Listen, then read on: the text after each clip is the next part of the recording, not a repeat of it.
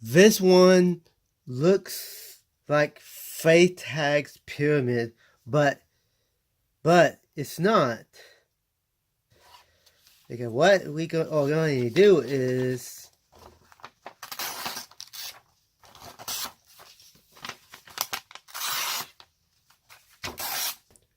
this structure is based on Freytag's pyramid, but it is beefed up. This one is good for like action, crime, mystery, things like that. But you can do anything that you want. Okay. The inciting incident is what drives this structure. And the key tip is the setup is cut to the bare bones and is spread throughout the rising action. Exposition is shown by character dialogue and other things. Like the setup is spread out here. There are other ways you can do this, like dreams, like police stories. You can like interview people and flashback and reveal the information. Don't monologue or info dump. This structure is the same like rising action, climax, falling action, resolution, but rising action and decreasing action is very important.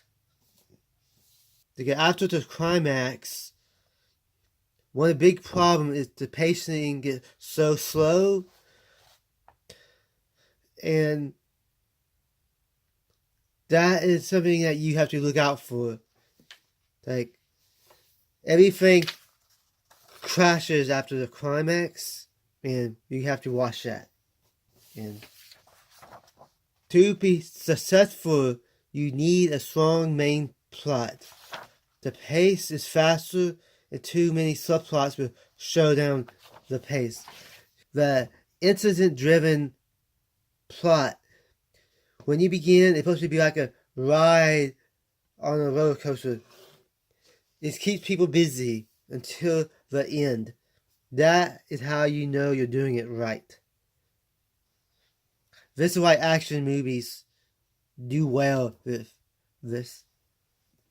This is good for series because you already know the characters, so you don't need this. You don't need all this setup when you already have a book before about the characters. And because of the setup being moved into the rising action, you don't need much of a resolution because you already know about the characters and you care about them. So this goes much faster.